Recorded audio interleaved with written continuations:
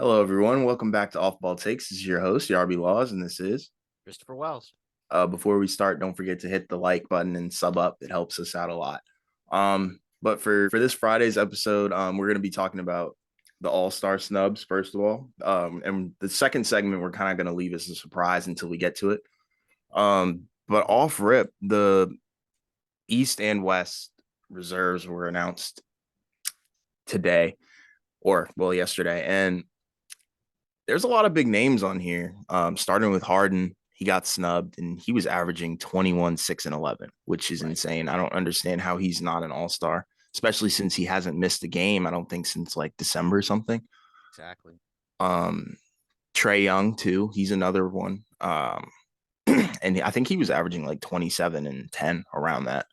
Right. And I don't know, man. I just don't understand how both these guys coming out of the East aren't at least reserves. I can Yeah. understand starters, but not reserves. I think they should be in there. Yeah. I was a little bit confused. So I watched it live as it was happening. And, Mhm. obviously we went over our lists a couple weeks ago. And like you said, there were a number of guys on my list that didn't make it. Like I had Darius Garland as a reserve. I had Jalen Brunson as a reserve. I think that's another guy that was like a significant snub. Tyrese Halliburton he got on there, but again, Trey Young was another guy I had on that list and he got snubbed. So yeah, it was definitely a surprise. And it's like not to take away from any of these guys, but like for example, DeMar DeRozan. I know he's had a solid season, but I don't know. I feel like I would have preferred to see Brunson, I guess. DeRozan is probably classified as front court. So I Yeah, guess Drew Holiday is the other guard that I yeah, would have replaced Brunson with.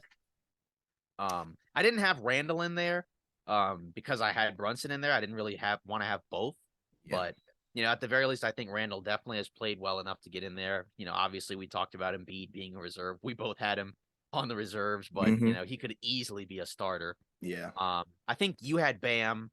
yeah. I Uh, did. yeah, I didn't have Bam. I had Butler, but I think it definitely makes sense to have Bam.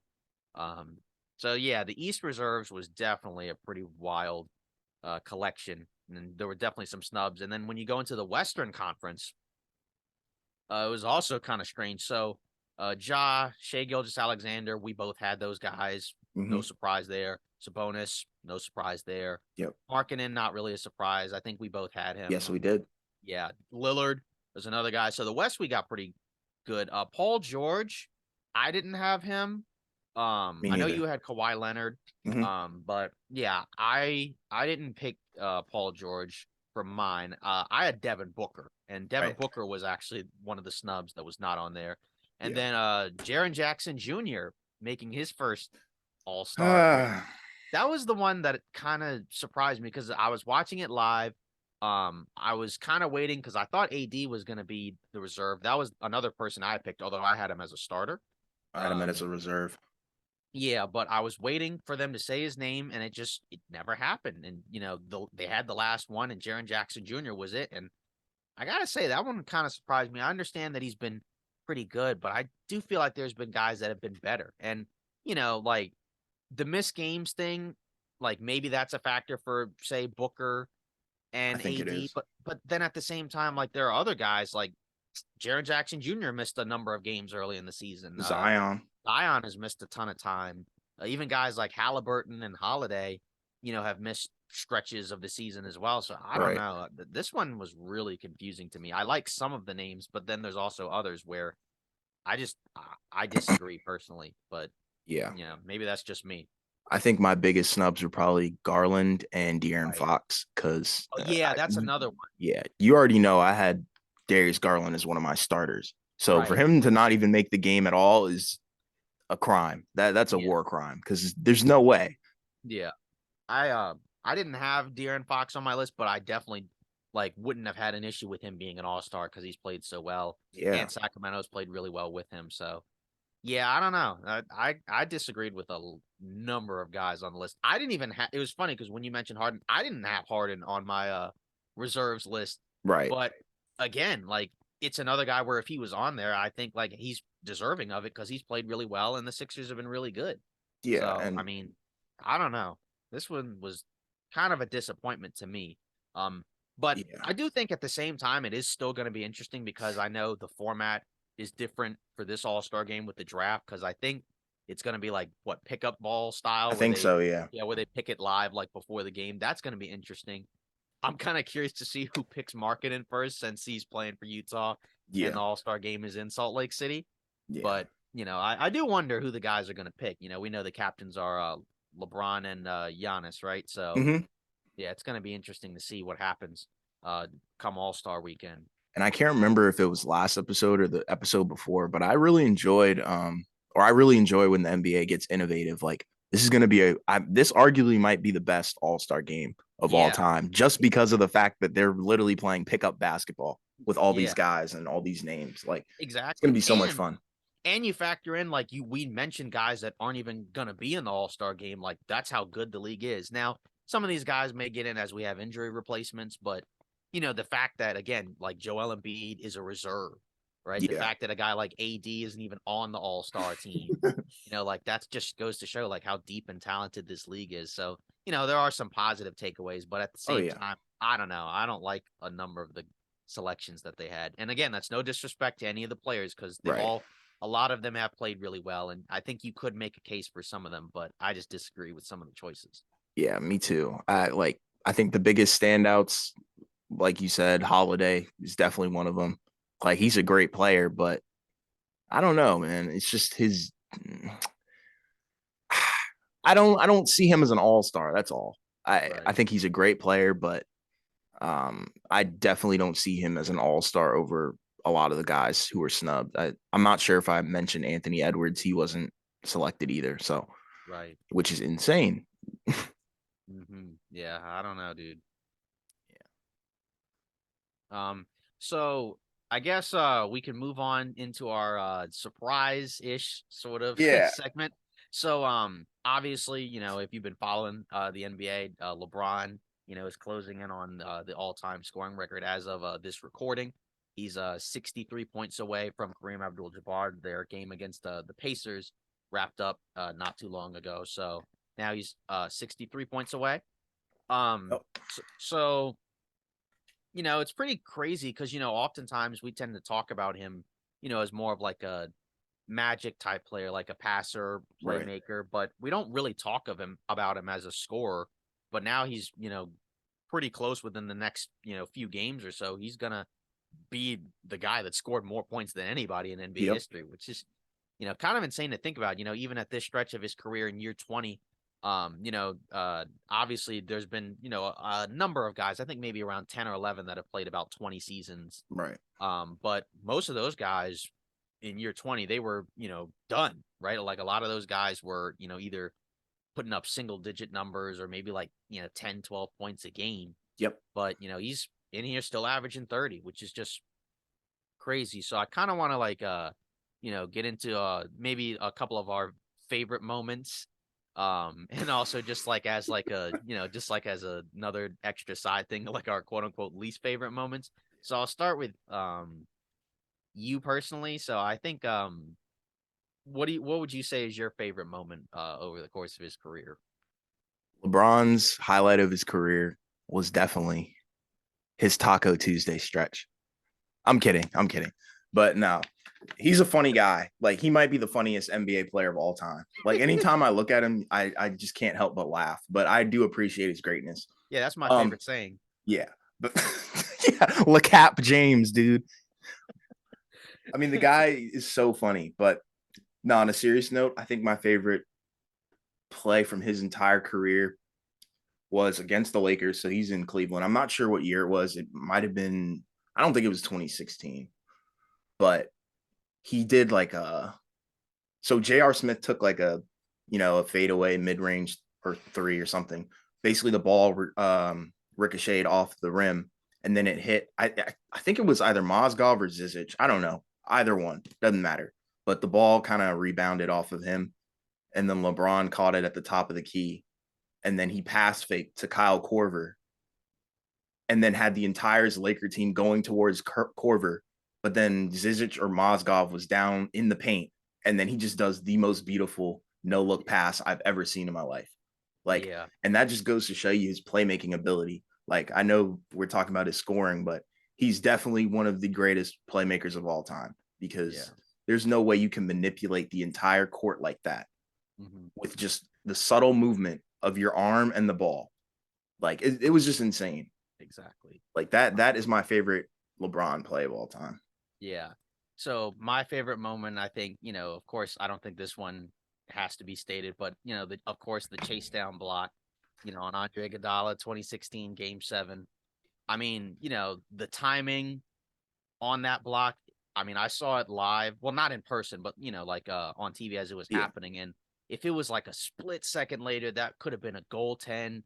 Maybe Golden State goes up and goes on to win that game. But I mean, that was just a ridiculous play. I don't think I'd, until obviously, Giannis had like the chase down play on Aiton in the finals, but like you just don't normally see plays like that. And that's right. kind of another, aspect is the big plays on the defensive. And I know, in the latter part of his career, his defense hasn't been the same, but Mm-hmm. in general, he's still had like a lot of points where like, he'll just come up with big plays. Like, you mentioned his playmaking, I mentioned his defense. So it's just kind of wild, because again, like these are plays that we mentioned that are much later in his career, where he's Very, in his 30s. yeah, We didn't even mention plays from like, the first half of his career, the first stretch in Cleveland when he's in his 20s, right. so just to have those types of plays, on your resume and you're about to be the all-time leading scorer is just kind of crazy.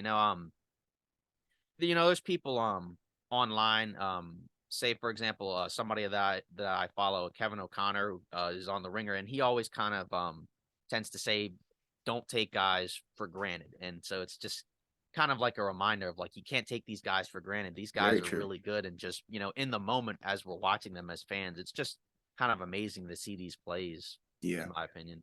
But going back to your favorite play about the LeBron chase down, I don't know if you remember this, but because I was in the PlayStation party with you while you were watching, but I didn't even get to see it in real time. And Right. it's actually one of my favorite plays. Like I was gonna say that was my favorite play, but I didn't think it would be right since I didn't see it in real time.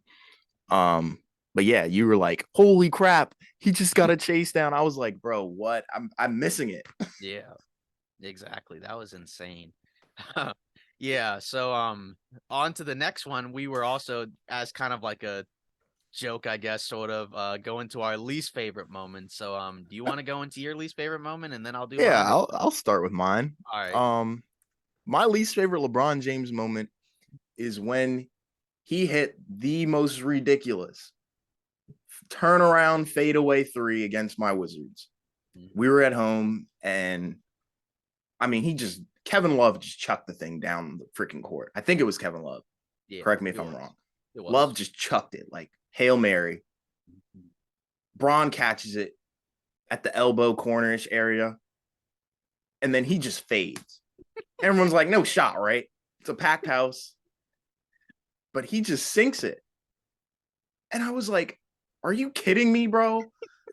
Like, there's no way. Yeah. Like, and don't get me wrong, that is a great play. It's one of the best like threes that I've seen of Right. all time, but I will forever hate it just because it was against my Wizards. If it was Yeah. against anybody else, I wouldn't care. But of course, he had to just ruin my Wizards, and I'm pretty sure we lost that game. So it's always Yeah. nice. So my least favorite moment, it took me a little bit of time, to kind of research, and remember, but all of a sudden it popped into my head, and it was LeBron's first year with the Lakers, and it was a Oh, game against the Knicks, and it was a back and forth game, and okay. LeBron goes up, and right at the end he gets blocked by Mario Hezonja. Oh my And God, I remember that. yeah, and it was pretty rough because during that because it was his first year with the Lakers. They started off kind of hot, and then he got hurt. Then he came back and kind of slowed down a little bit since he had the groin injury that kept him out for a while. And it was just like a debilitating play. And I just remember like there were a lot of takes going around where everybody was kind of saying like this guy might be washed, he might be getting close to being done. The Lakers made a mistake in signing him, and I just remember just the irritation on that play because I'm just like, there's no way that this guy Mario Hezonja is about to block LeBron James, like, Yeah, like making what, attempts. And bro? I was just like, there's no way, of course, they made up for it because they won the title a year later, but still, I Right. mean, it was just, I hate that play so much. And Yeah, that I was just so remember funny. that year after it happened, like every single day you would see it everywhere. Like, if you watch, like, say, shows like maybe Undisputed or Yeah. stuff, like, you would see it like every day. And I just Yeah. remember I don't want to see this anymore. But of course I saw it, for this podcast. But Yeah. oh man, that was wild. Yeah, the internet took that one and ran with it for a Yeah. long time. But I completely forgot about it until you just brought it up. Oh man. Yeah. But Um, like to go back to what you were saying about his scoring ability, and it's so underrated. He flew under the radar with this stat. I don't know how he did it. right. For years, nobody really talked about him even potentially breaking this record. Everyone thought this record was going to stay with Kareem. Right. But the fact that he is so close, it's Mhm. crazy. And Yeah. like, I don't know what we just have to give him credit for him being that good, because I've been Yeah. seeing people trying to take it away from him, talking about, oh, well, he started when he was 18. It Mhm. doesn't matter, really. In all Yeah. reality, it does not matter.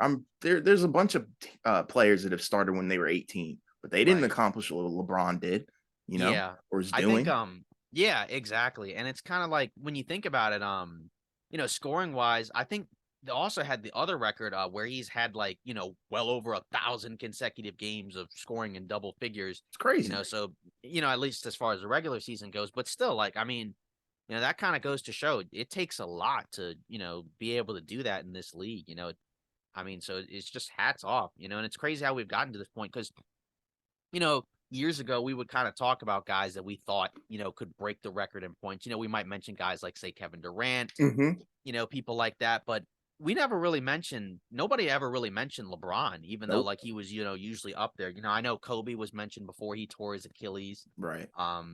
But still, like, I mean, it's just kind of crazy how we've gotten to this point. And, I kind of want to segue into, this part, into this section where, you know, we're talking about the scoring record, and when you think about it, he's not just going to break it. He's as long as he keeps playing, he's going to extend it. So you kind of Very almost true. wonder, like, is it ever going to be broken again? Right. And it's going to be really hard because again, you're going to have a situation similar to his where you come in at like 18, 19, you play like 20 plus seasons, you never miss games, and then you average like 20 plus like every year. So I Yeah. kind of want to get into like, I wonder, what's the next record or, what are some other records that might get broken? Yeah. Very Um, true. Good point. yeah. So like, when you look at assists, I don't know if that one's going to get broken just because I know, John Stockton is at number one, Right. with like what, like 15,000, Something like that. 15,800, whatever. Yeah. Um, I don't know if anybody's gonna break that. I mean, because like the closest current guy is Chris Paul, Right. but he's still like 4 or 5,000 away, and it's really difficult to get 1,000 assists in a season because I mean you got to For average over sure. double digits, and I don't think he's gonna do that. He's already 37. Right. So I don't know. I mean, what do you think about assists? Do you think that might be broken? I maybe in the future by a younger player, but I don't currently, out of anybody in the NBA right now, I don't see it happening. Right. Yeah. Especially since the way the game is played now, it's the point guard position isn't as traditional as it was when Stockton was playing. When Stockton Exactly. was playing, he wasn't really looking to score, if you know what I Yeah. mean. He was Yeah, and he more played so 20 seasons as well. exactly. So Yeah. he was more so, you And never know, missed games. yeah, a guy, a floor general Right. who didn't necessarily pride himself on scoring, but more so assisting. So I Right. feel like we would need to see another player like that come through the league, but I can't think of anybody off the top of my head Yeah. currently that could do it. Yeah. You go into say like, maybe steals. John Stockton again holds the record for Crazy. steals. The next player is the next closest player that's currently still playing is Chris Paul. But again, it's another situation where he's almost 1,000 away. Right. And I don't think that's going to be broken. I mean, because there's, other than LeBron, who's ninth, Chris Paul's fourth, nobody else is really within that stratosphere. So I Right. feel like that one's probably not going to get broken. Rebounds, similar thing. I mean, guys, back in the day, I mean, they might average like 20 plus rebounds a game. for sure. Again, like you said, the game's kind of changed now. Yep. You know, guys don't really average 20 rebounds a game anymore. So I think all-time rebounds, I believe it's Wilt Chamberlain. Uh and he averaged like 23 rebounds a game, Yeah. right? Like when was the last time somebody did that? Like I don't think that one's going to get touched, but exactly. and Um the traditional center is kind of dying out if you really think right, about it. Because I mean, look at Jokic, look at Embiid, look at Bam. I mean, they're all ball handling centers. Like right, pause, but they just freaking they know what to do with the rock, man. And right, they're not just camping in the paint. They're not mhm, waiting for lobs. They're creating their own shots, not just right.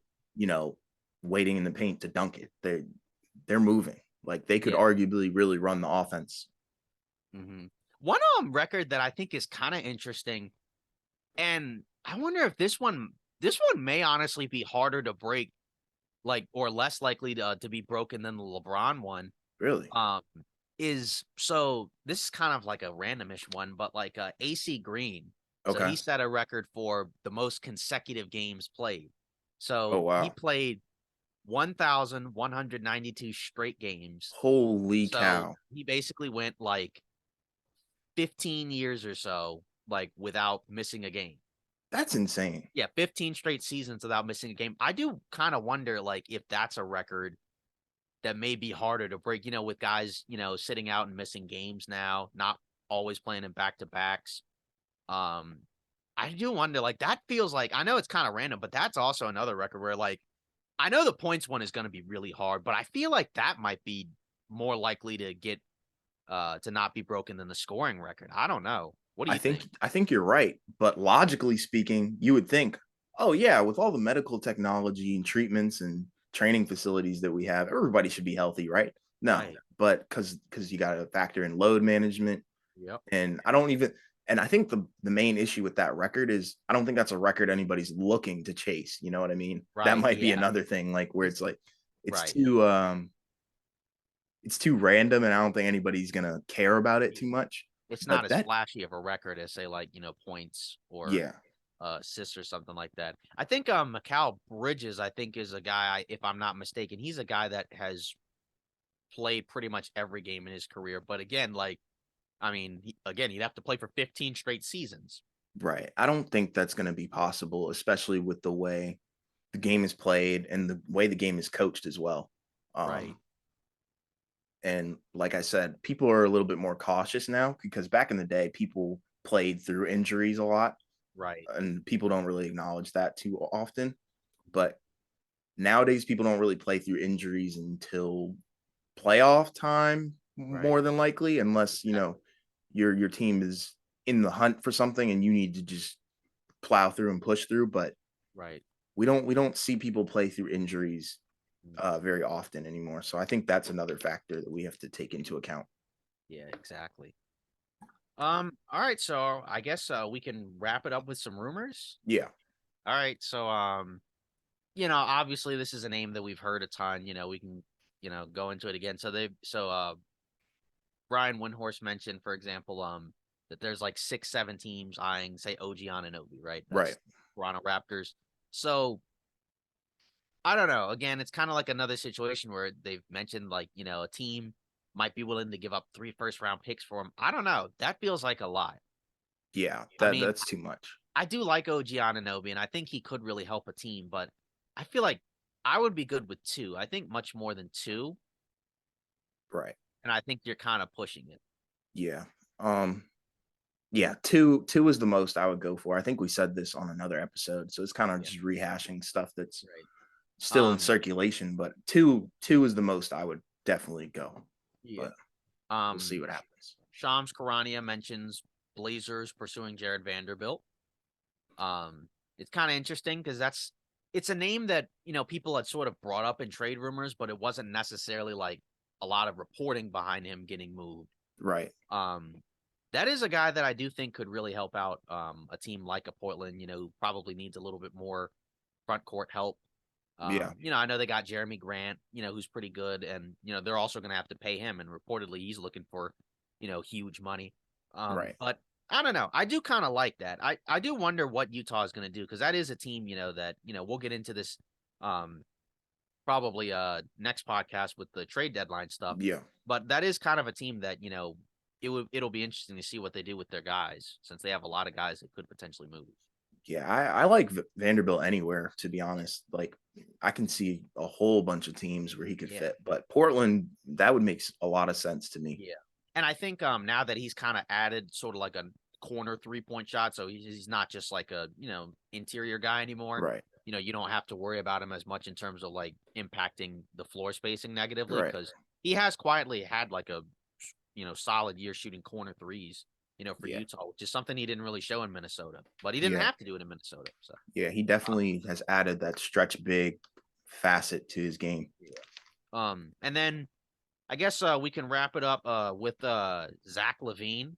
This is another name that has come up, a handful of times. So Jake Fisher, I believe, of Yahoo Sports. So he's mentioned Our 4 guy. teams. Yeah, our guy. So he's mentioned 4 teams. If the Bulls were to trade Lavine, the 4 teams that would be interested would be Lakers, Knicks, Heat, Mavs. So of those 4 teams, which one do you like the most for Lavine to go to if the Bulls were to trade him? Heat. Heat. I'd like him on the Heat.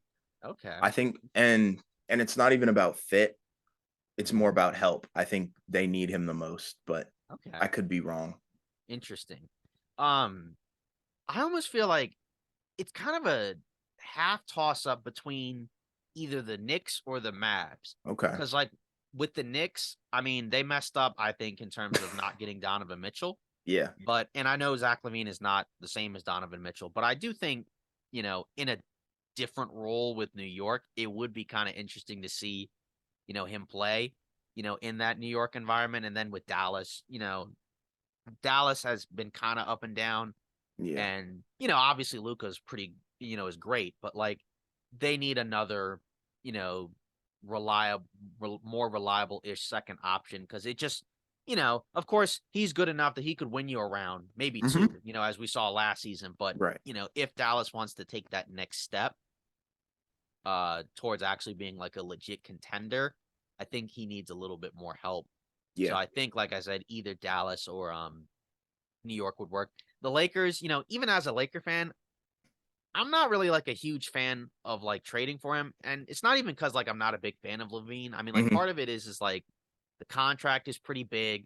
He's got an injury history. Right. And I just like, again, like my position, like if I'm the Lakers personally, I kind of just want to add some more reliable role guys. I don't really necessarily want like just one replacement for Russ. Like if you're just swapping Russ for one other guy, I feel like they need a little bit more than that. But yeah, in fairness, some of the things that he can do offensively, as a shooter, as a guy that can create off the dribble, and he's athletic, I think that type of skill set definitely is something that could help them. But for me personally, like I said, I think either Dallas or New York. It's kind of a toss up for me. I think the Knicks is probably a more realistic target than Dallas.